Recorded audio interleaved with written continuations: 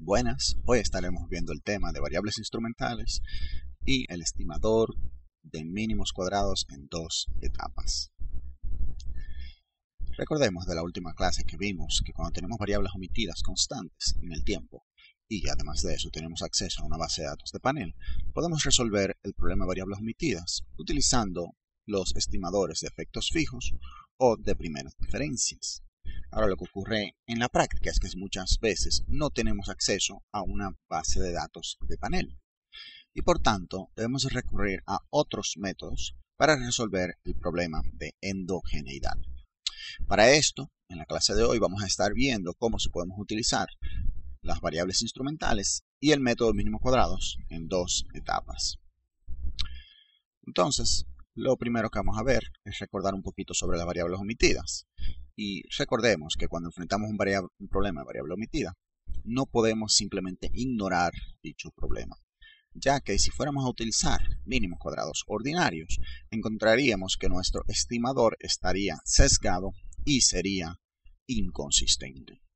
Más aún, ese sesgo puede ser positivo o puede ser negativo, por lo cual sería difícil de determinar si el estimador que estamos utilizando es informativo o no. Entonces, para resolver ese problema, lo que haremos es, como cualquier otro problema, ¿verdad? Reconoceremos que ese problema existe, en nuestro caso, que existen variables omitidas. Y entonces, bajo esa premisa, procederemos a utilizar un método de estimación que tome en cuenta la existencia de dicho problema.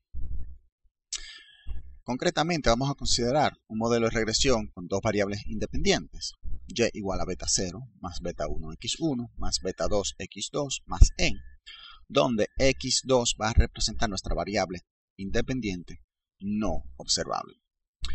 Vamos a definir entonces a u como la sumatoria de beta 2 x2 más n, lo cual podemos llamar nuestro error compuesto. Y por tanto, reescribiendo nuestra ecuación anterior, vamos a tener que y igual a beta 0 más beta 1 x1 más u. Ahora, claro debe estar que no podemos asumir que las variables x1 y u no están correlacionadas, ya que no sabemos si x1 y x2 están correlacionados. Y por tanto, vamos a tener que la covarianza entre x1 y u es diferente a 0. ¿Okay? Por tanto, no vamos a poder proceder a utilizar mínimos cuadrados ordinarios. Entonces, la forma en que vamos a proceder es que vamos a tratar de alguna manera de obtener más información, incorporar más información y de esta manera tratar de obtener un estimador que sea consistente. Específicamente, digamos que tenemos una variable observable z que está no correlacionada con el término de error u, pero sí está correlacionada con nuestras variables independientes x1. Concretamente tenemos dos supuestos nuevos. El primero es que la covarianza entre z y u es igual a 0 y el segundo es que la covarianza entre z y x1 es diferente de 0. A esta variable z nosotros la estaremos llamando la variable instrumental de x1. Ustedes notarán que de los dos supuestos anteriores existe uno que va a ser muy difícil de determinar de forma objetiva o estadística. Y ese va a ser el supuesto de que la covarianza de z y u es igual a 0. ¿Por qué se da esto? Bueno, recordemos que en u, un componente de u es la variable x2, la cual es una variable independiente no observable. Como es no observable, no vamos a tener una manera de medir la covarianza de z y u.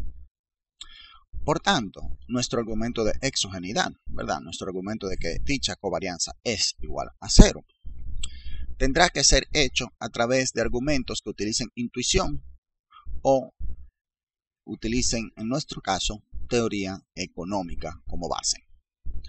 Por otro lado, la relación entre x1 y z puede ser fácilmente obtenida, ¿verdad? Si solamente hacemos una regresión simple de x1 igual a pi0 más pi1z más nu,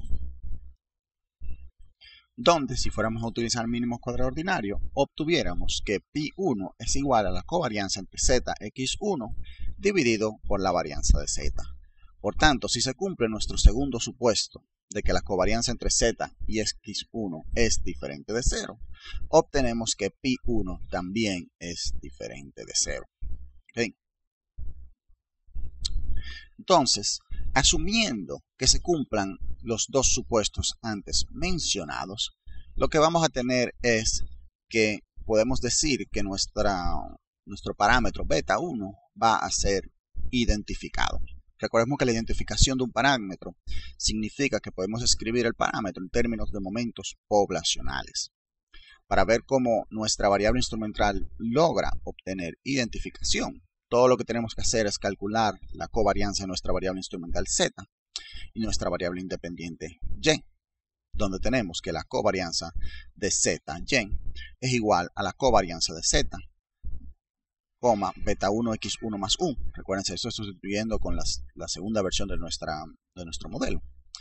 Y esto significa que la covarianza de z y es igual a beta 1 por la covarianza de z x1 más la covarianza de z1. Esto es aplicando las propiedades de la covarianza. Entonces, si ambos supuestos se cumplen, ¿verdad? Podemos separar por beta 1 y obtener que beta 1 es igual a la covarianza de z y dividido por la covarianza de zx. Y vemos entonces que beta 1 está identificado. Por tanto, ¿verdad? Si fuéramos a utilizar los análogos muestrales, vamos a obtener nuestro estimador de variables instrumentales, donde vamos a tener que beta 1 cachucha es igual a la covarianza muestral de z y y dividido por la covarianza muestral de z y x.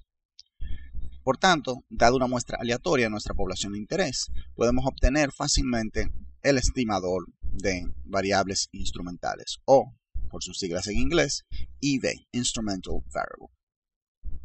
Más aún, nuestro estimador del intercepto, podemos calcularlo a partir de nuestro estimador de variables instrumentales y de nuestro modelo de regresión, utilizando la siguiente ecuación: beta 0 cachucha es igual a la media de y, la media muestral de y, menos beta 1 cachucha por la media muestral de x1. Y esto nos va a dar un estimador que es consistente, pero, y ojo aquí, sesgado. ¿Okay? Entonces tenemos que el estimador de variables instrumental es consistente pero sesgado. ¿Okay? En este caso, como tenemos el problema de variables omitidas, lo que ocurre es que no vamos a poder obtener un estimador que no sea sesgado, ¿okay? Y consistente. Y vamos entonces a preferir aquel estimador que sí sea consistente, ¿okay? Aun cuando sea sesgado. Entonces, asumiendo homocedasticidad condicional a la variable instrumental, vamos a obtener que bajo el teorema del límite central, el estimador de variable instrumental tendrá una distribución normal, es decir, que la expectativa de u cuadrado dado z, que es igual a sigma cuadrado, va a ser igual entonces a la varianza de u.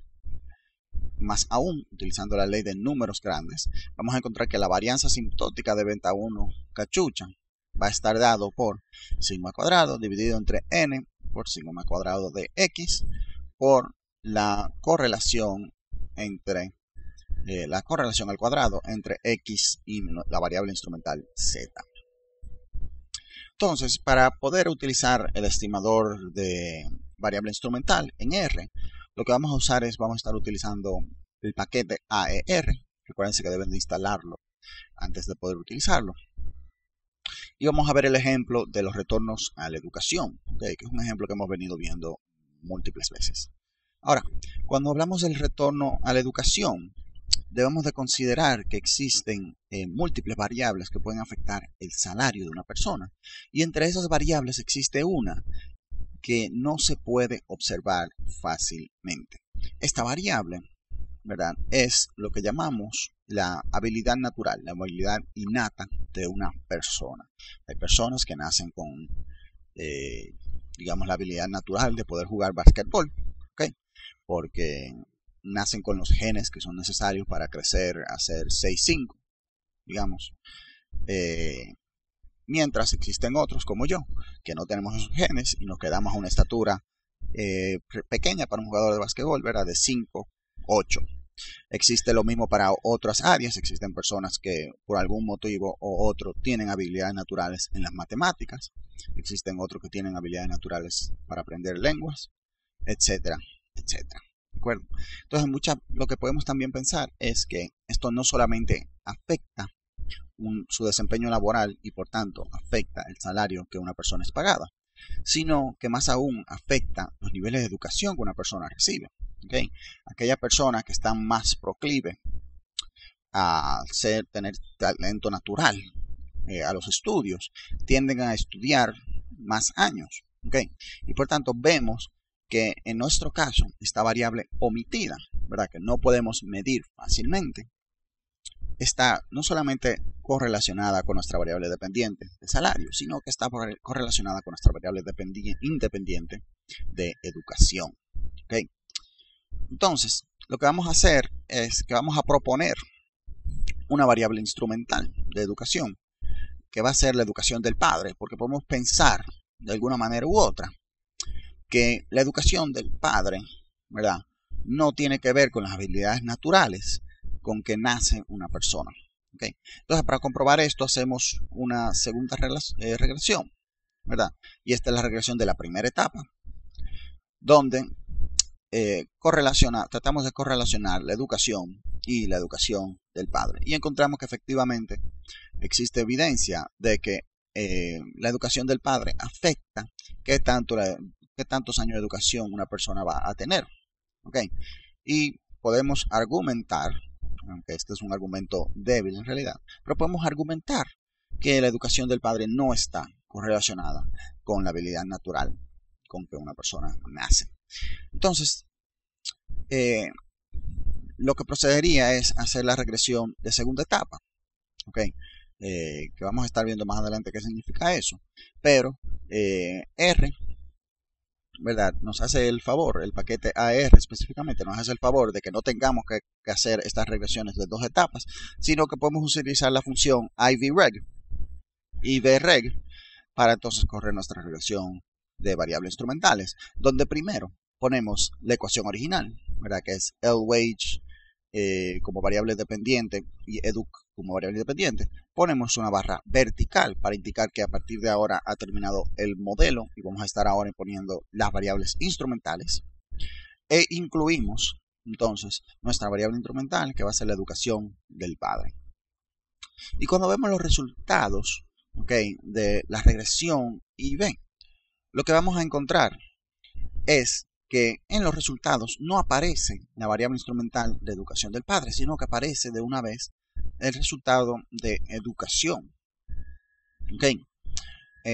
Porque fíjense que de hecho no cambian, ¿verdad? Y si podemos ver para acá atrás, cuando estimamos beta 1, aunque usamos la variable instrumental para calcular beta 1, ese beta 1 sigue siendo el beta 1, el parámetro que relaciona a x1 y a y. Entonces R de una vez nos reporta el resultado de la regresión final, ¿verdad? Y nos dice entonces en este caso que un año más de educación nos da 5.9% mayor retorno a la educación, es decir, un 5.9% mayor salario en promedio. ¿Okay? Vamos a ver otro ejemplo, ¿verdad? Siguiendo con el ejemplo de retorno a la educación, donde lo que tenemos es que podemos pensar otra variable instrumental sea la cantidad de hermanos que una persona tenga. ¿Y por qué podemos pensar que la cantidad de hermanos afecta a la educación, pero no es afectado por la habilidad natural? Bueno, mientras más hermanos uno tiene, más es la división de recursos que los padres tienen que hacer para invertir en la educación de un hijo, ¿verdad? No es lo mismo yo poder pagarle a 2 hijos míos los estudios en Harvard University a yo tener que hacerlo para 5 hijos míos, ¿verdad? Entonces, la cantidad de hijos, la cantidad de hermanos que uno tenga, afecta la inversión que podemos hacer en la educación de cada persona, ¿ok? Y por tanto vemos cómo esto puede estar relacionado con educación. Y claramente, la cantidad de hermanos que uno tenga no podemos creer que no esté relacionado con los genes, ¿verdad? No es como que si los genes se acaban, de los padres, por cada hijo que repartan se le va acabando los genes, no es así.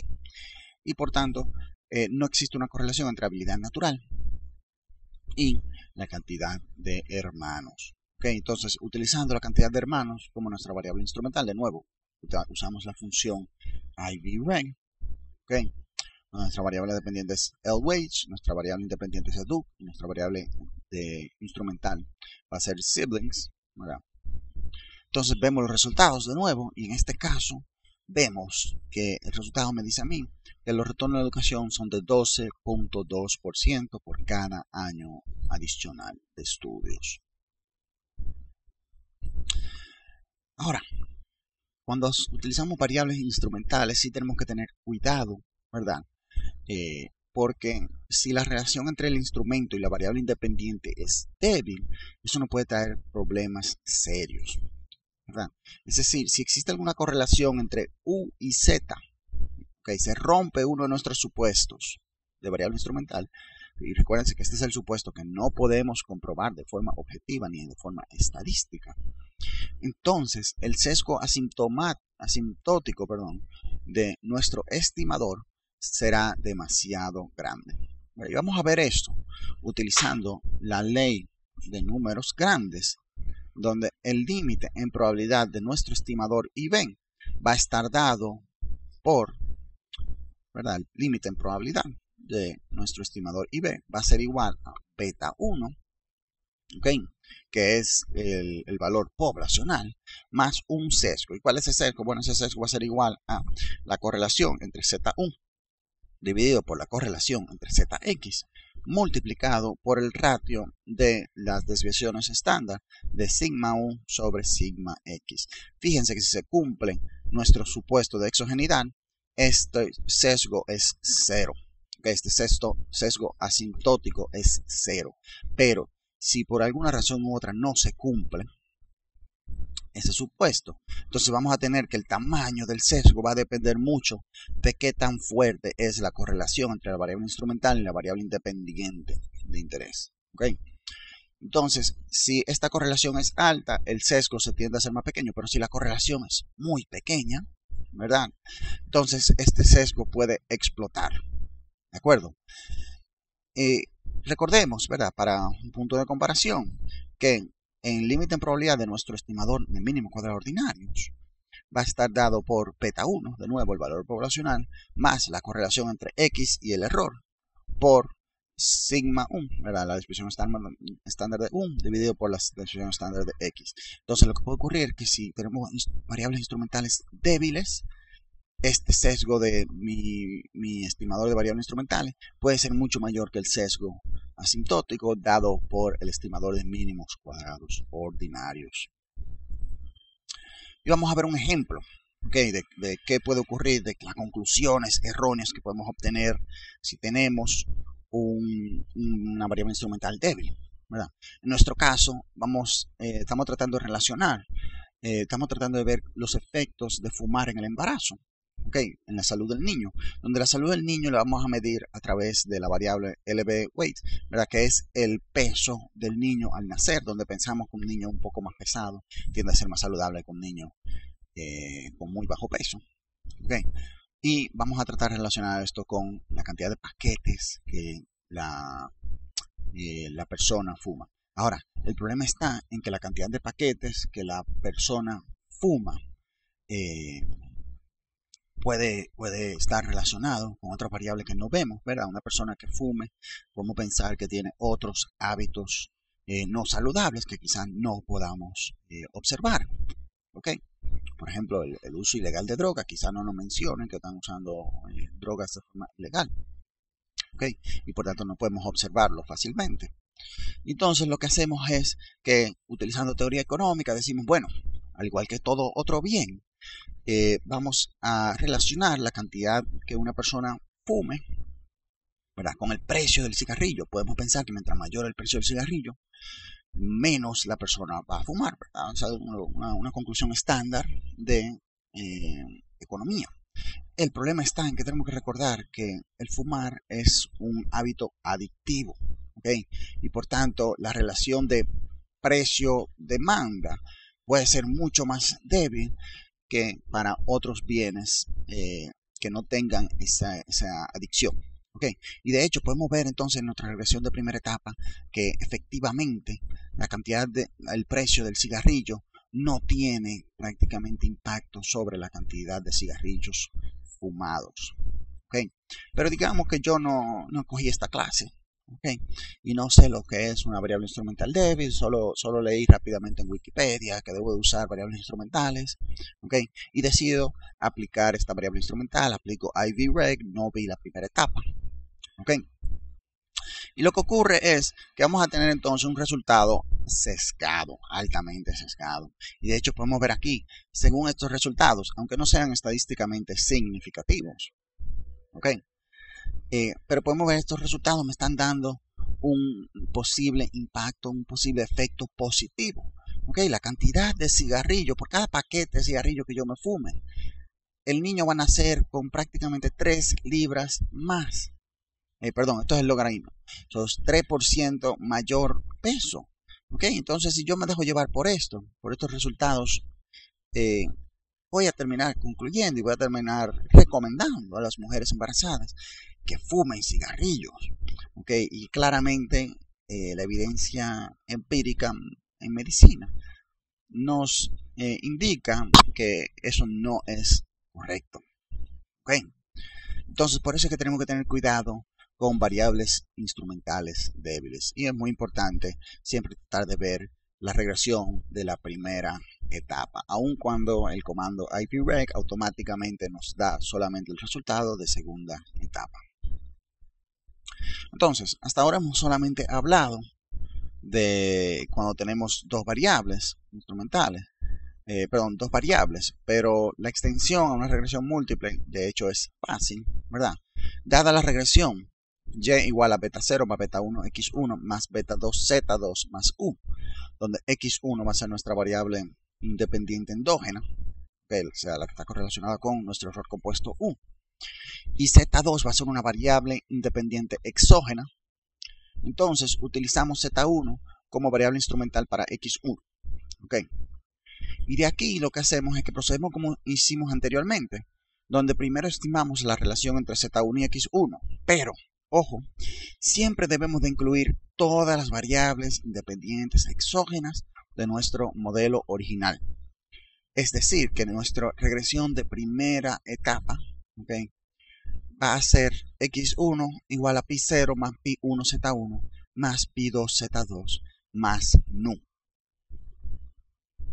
Y si vemos un ejemplo, y bueno, aquí se cortó un poco porque los modelos son un poquito largos, pero si vemos un ejemplo, ok, vamos a decir que ahora, para el problema de nuevo de los retornos de la educación, yo propongo otra variable instrumental, donde la variable instrumental que yo propongo es la cercanía que tiene una persona durante su crianza a una universidad de 4 años, donde yo puedo pensar que, bueno, vivo cerca de Intec, vivo cerca de la Pucamaima, ¿verdad? En mi adolescencia estoy viendo todas estas personas muy cool estudiando, y entonces lo que hacemos es, ¿verdad? Creemos que eso tiene un impacto sobre el deseo de la persona de seguir estudiando.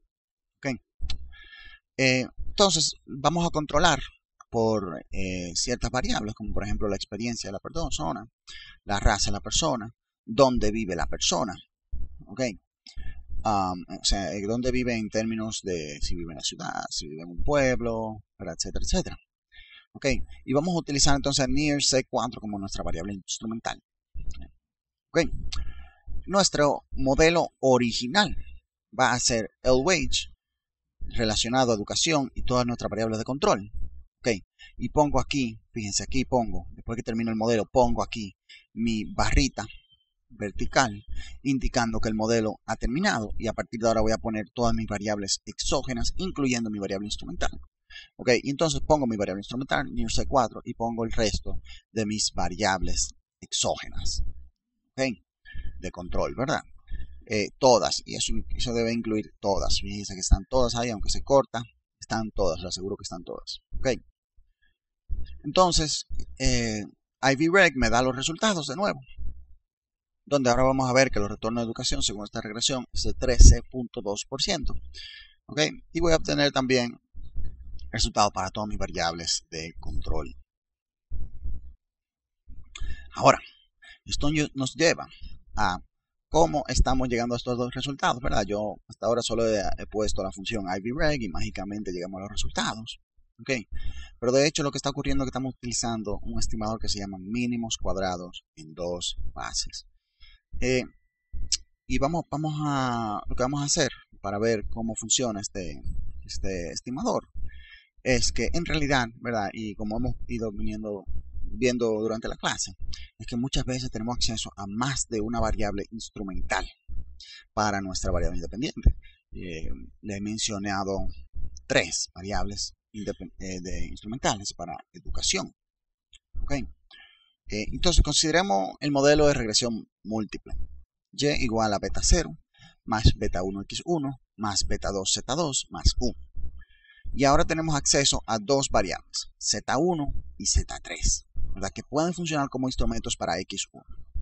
Entonces, en vez de yo crear dos regresiones instrumentales separadas y por tanto obtener dos estimadores instrumentales, lo que vamos a proceder es a elegir la mejor combinación lineal de estas variables exógenas con respecto a la variable independiente endógena x1.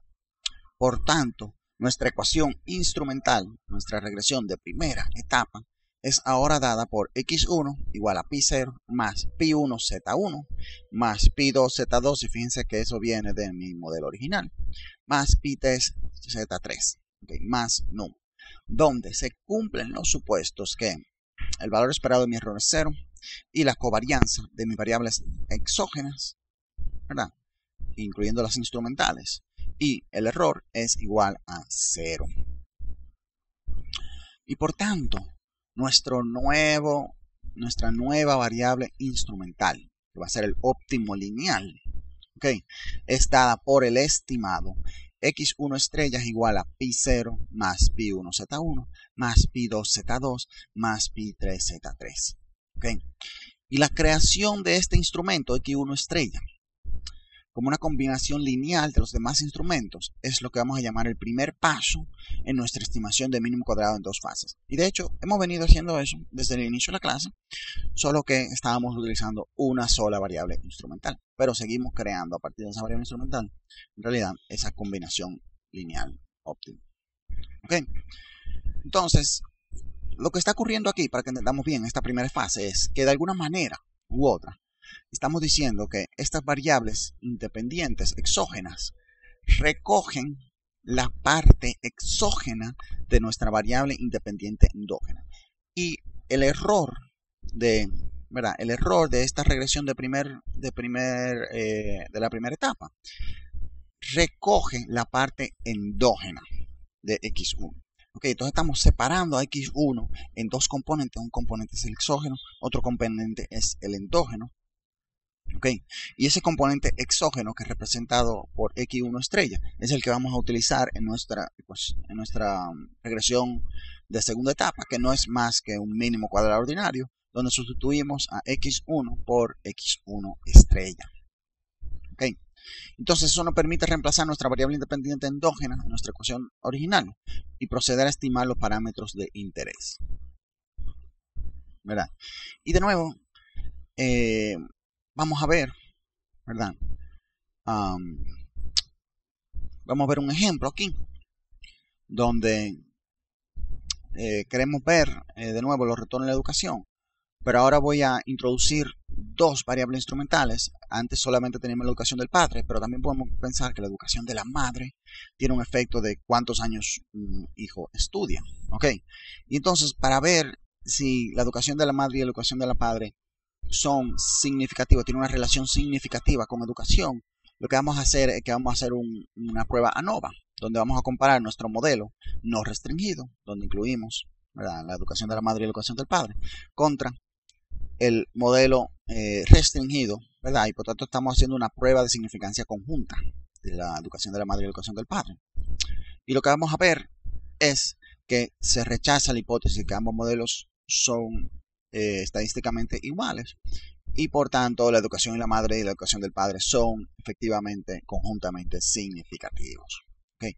Y por tanto lo procedemos a utilizar como nuestro instrumento, ¿verdad?